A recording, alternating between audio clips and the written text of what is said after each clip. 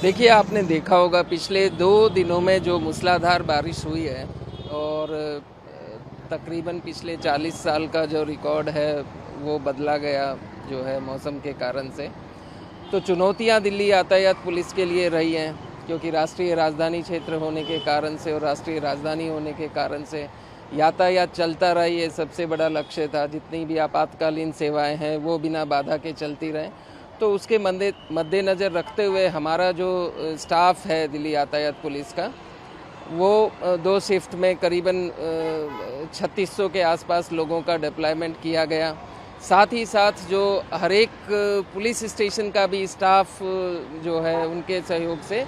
ये प्रयास किया गया कि जहाँ पर भी जल भराव हो, जहाँ पर भी बारिश के कारण से यातायात में जो बाधा हो, उसको जल्दी से जल्दी दूर किया जा सके और यातायात एटलीस्ट चलता रहे, कि कहीं कोई व्यक्ति लंबे टाइम तक बारिश के कारण से जो जाम है उसमें फंसा नहीं रहे। सर, इसके अलावा हम मेजर लोकेशंस की बात करें जहाँ पर ज़्यादा वाटर लॉगिंग हुई है, ज़्यादा ट्रैफिक जाम की स्थिति है, वो कौन कौन सी लोकेशंस हैं? देखिए, आपने देखा होगा जो ट्रैफिक जाम की स्थिति है, आज़ादपुर साइड है, मिंटो ब्रिज है, कनॉट प्लेस के आसपास का एरिया है, आईएसबीटी के आसपास का एरिया है, इंदिरा गांधी इंडोर स्टेडियम के सामने राजघाट के पास का एक एरिया था जहां पर वाटर लॉगिंग थी। पुल प्रहलादपुर है, रोहिणी में भी जो है रोड केव इन कर गया था, सरदार पटेल मार्ग पर भी एक गड्ढा हो गया था। और जहाँ जहाँ पर इस तरह की स्थिति रही है पानी की, इवन जो राष्ट्रीय राजमार्ग 48 है वहाँ पर भी जो है काफ़ी वाटर लॉगिंग की समस्या हो गई थी, क्योंकि जगह जगह पर जो ड्रेनेज सिस्टम है वो प्रभावित हुआ बहुत ज़्यादा बारिश होने के कारण से। स्टॉर्म ड्रेन्स काम नहीं कर रही थी और एक जगह काफ़ी जगह जो पुराना किला टनल है, कुछ अंडर पासिस हैं वो बंद हैं। कर्तव्य पथ के नीचे जो सब अंडर पास था वो भी प्रभावित हुआ। तो इस तरह की स्थिति के कारण से इसका प्रभाव यातायात पर रहा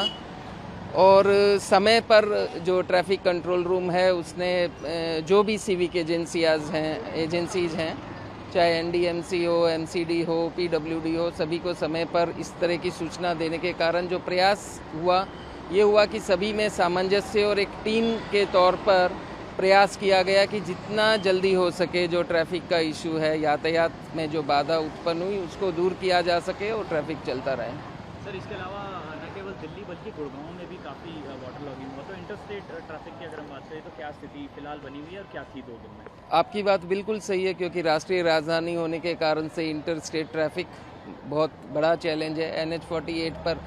जो है इंफ्रास्ट्रक्चर इम्प्रूवमेंट का काम चल रहा है, उसका भी प्रयास है कि वो काम भी चलता रहे और लोग गुड़गांव और दिल्ली के बीच में, गुरुग्राम और दिल्ली के बीच में आ जा सकें। और इसके लिए एक्स्ट्रा डिप्लॉयमेंट ट्रैफिक पुलिस का किया गया था। और जहाँ पर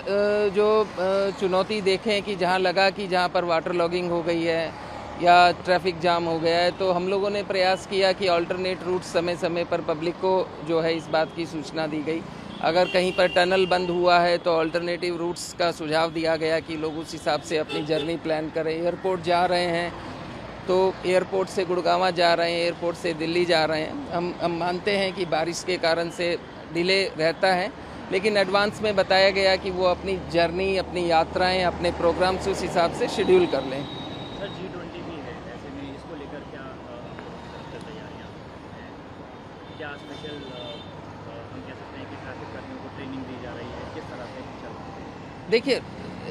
G20 किसी भी पुलिस ऑर्गेनाइजेशन के लिए, किसी भी राष्ट्र के लिए गर्व की बात है और दिल्ली पुलिस के लिए गर्व की बात है कि वो यहाँ पर सुरक्षा के इंतजाम और यातायात के इंतजाम करेगी। हमने अपने जो हमारे दिल्ली पुलिस परिवार के जितने भी लोग हैं, सदस्य हैं, उनकी कैपेसिटी बिल्ड करने के लिए प्रधानमंत्री जी का जो विज़न है कैपेसिटी बिल्डिंग मिशन के तहत, उसके तहत जो है दिल्ली ट्रैफिक पुलिस के भी, दिल्ली पुलिस के लोगों को ट्रेनिंग दी जा रही है, जिससे उनकी सॉफ्ट स्किल्स इम्प्रूव हो सकें, जिससे जो है नागरिकों के साथ किस तरह से इंटरेक्शन करें, किस तरह से बात को जो है संचार कर सकें, उस बात के लिए ट्रेनिंग दी जा रही है। वो जो ट्रेनिंग एक टाइम शेड्यूल के तहत हम लोग करवा रहे हैं। साथ ही साथ विभिन्न एजेंसियों के साथ समय समय पर जो सामंजस्य स्थापित किया जा रहा है, कोऑर्डिनेशन किया जा रहा है, जिसमें माननीय उपराज्यपाल जी के निर्देशानुसार भी और उनके जो रोज़ाना जो उनका जो ट्रैवल प्रोग्राम्स होता है वो जगह जगह पर जाकर जो जो भी इंफ्रास्ट्रक्चर के इश्यूज़ हैं, ट्रैफिक के इश्यूज़ हैं, उसके बारे में कोऑर्डिनेशन होता है, विभिन्न एजेंसीज़ के ऑफिसर्स होते हैं। हम लोग अपने सुझाव और हमारे जो जो इश्यूज़ हैं हम लोग उनके साथ कोऑर्डिनेट करके उनको सॉल्व कर रहे हैं। और मुझे लगता है कि इन सभी इश्यूज़ का सही ढंग से जो है निस्तारण करके G20 में जो यातायात की जो योजना है, सुरक्षा की जो योजना है, सफलतापूर्वक दिल्ली पुलिस उसको इम्प्लीमेंट करेगी।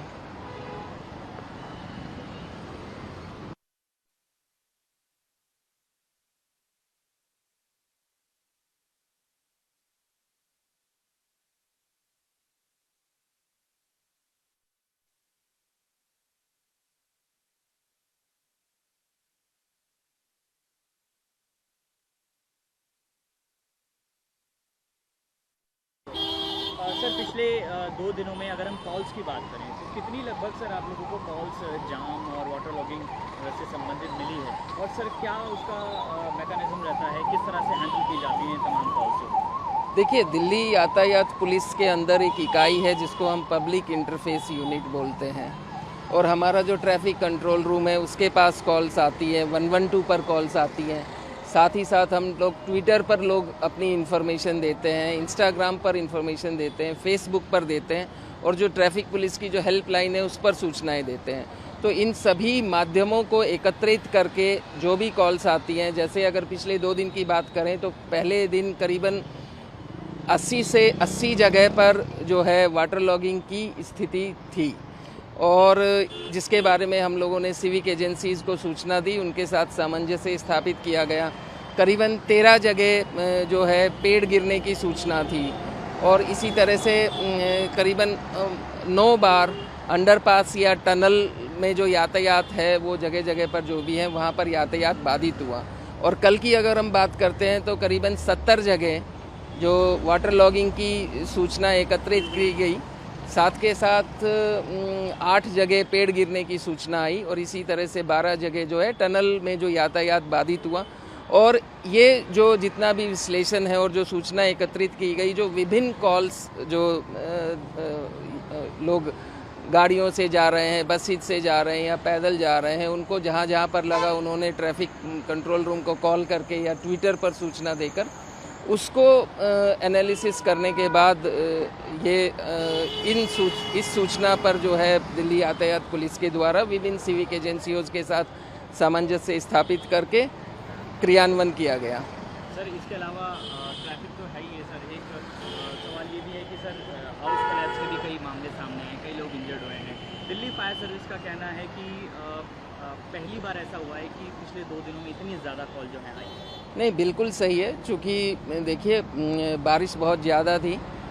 और इस तरह की कॉल्स हमारे 112 के कंट्रोल रूम पर, ERSS सिस्टम पर भी आई, दिल्ली ट्रैफिक पुलिस के कंट्रोल रूम पर भी आई, और हमारे यहाँ जो दिल्ली ट्रैफिक पुलिस के पास 2 डिजास्टर मैनेजमेंट यूनिट है, मोबाइल डिजास्टर मैनेजमेंट यूनिट है, जो कहीं पेड़ गिरता है या जहाँ पर कहीं बिल्डिंग कोलैप्स की बात है या कहीं पर बसेस का ब्रेकडाउन हो जाता है, वो दोनों यूनिट्स हमेशा राउंड द क्लॉक रेडी रहती हैं रिस्पॉन्ड करने के लिए।